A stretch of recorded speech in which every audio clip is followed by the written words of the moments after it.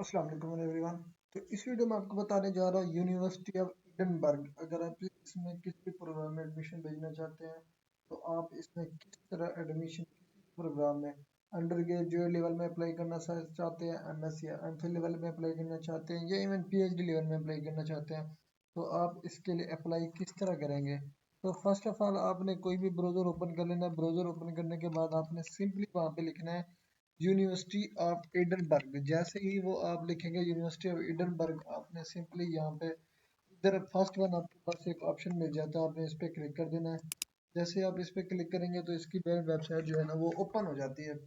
तो अब आपने यहाँ पे सिंपली क्या करना है, अगर आप अप्लाई करना चाहते हैं, स्टडी करना चाहते हैं, आपने क्या करना है, यहाँ स्टडी विद अस पे क्लिक कर देना है। जैसे ही आप स्टडी विद अस पे क्लिक करेंगे तो यहाँ पे आपको तमाम तरह इन्फॉर्मेशन मिल जाती है।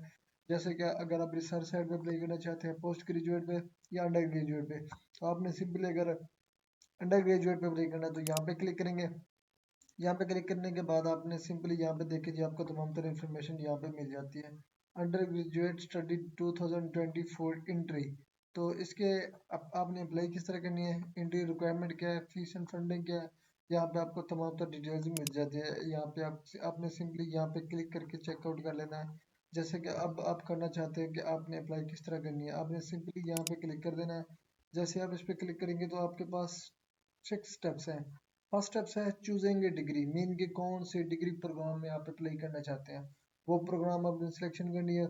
उसके बाद आपने एप्लीकेशन फिल आउट करनी है, मीन के तमाम पर्सनल इंफॉर्मेशन, डॉक्यूमेंटेशन आपने तमाम तर डॉक्यूमेंटेशन के बाद अपनी जो क्वालिफिकेशन होंगी जो ऑलरेडी आपने की होंगी उसकी डॉक्यूमेंटेशन, ये तमाम तर चीज़ें आपने फिलअप करने के बाद अब आपके पास जाता है apply for part time study. आप फुल टाइम स्टडी के लिए अप्लाई करना चाहते हैं या पार्ट टाइम स्टडी के लिए आप, तो यहाँ पे आपने सिंपली सिलेक्ट करना है apply for part time study. उसके बाद आता है फीस स्टेटस एंड एडमिशन, आपने फीस किस तरह सबमिट करनी है, उसका स्टेटस क्या होगा, एडमिशन किस तरह होगा, तो ये यहाँ पे आपको तमाम तरह डिटेल्स मिल जाती हैं। उसके बाद आ जाता है ओवर सिलेक्शन प्रोसेस।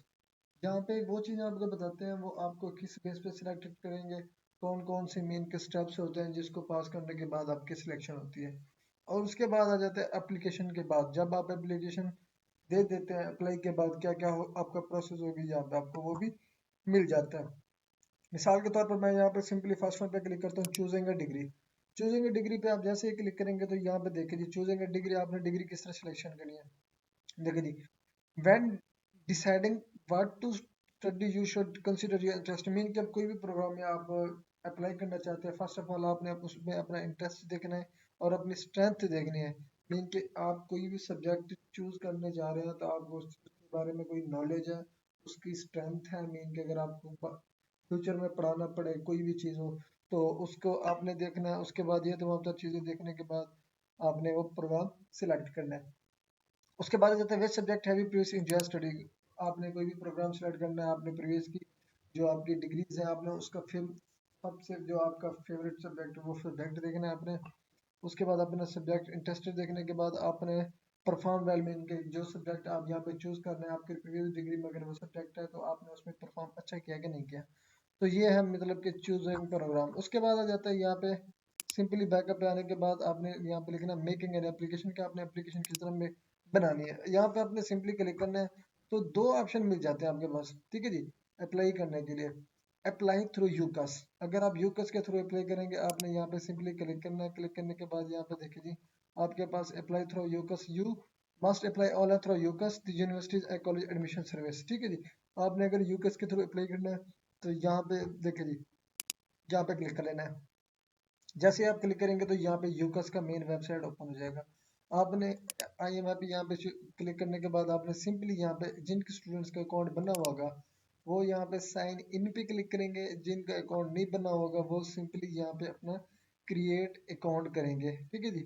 अपना अकाउंट क्रिएट करेंगे। यहाँ पे देखिए जी यहाँ पे आपका फर्स्ट वन साइन इन का है, सेकंड वन रजिस्टर का है। यहाँ पे रजिस्टर पे क्लिक करेंगे तो फर्स्ट वन आपने अपना अकाउंट क्रिएट कर देना है। अकाउंट क्रिएट करने के बाद आपने फिर साइन इन कर लेना है, ठीक है जी। साइन इन करने के बाद आपने सेम तमाम तरह इन्फॉर्मेशन आपने पुट करनी है जिस तरह हर अप्लाई में आप करते हैं। पर्सनल इन्फॉर्मेशन पुट करनी पड़ती है, एजुकेशन डॉक्यूमेंट पुट करने पड़ते हैं, उसके बाद डॉक्यूमेंटेशन अपलोड करनी पड़ती है।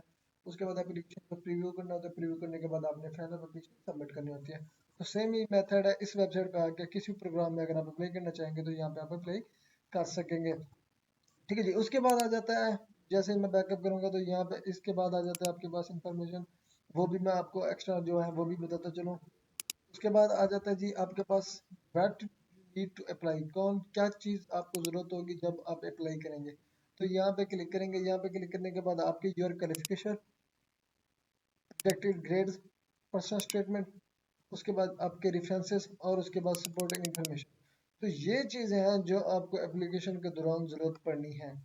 ठीक है जी। उसके बाद आ जाता है जी, नीचे स्क्रॉल करने के बाद यहाँ पे आ जाता है take a year out, transfer from another university में, मीन कि अगर आप किसी एक यूनिवर्सिटी में ऑलरेडी पढ़े हैं, उस यूनिवर्सिटी से आप अपना ट्रांसफर करके दूसरी यूनिवर्सिटी में एडमिशन कराना चाहते हैं तो वो भी आप करा सकते हैं।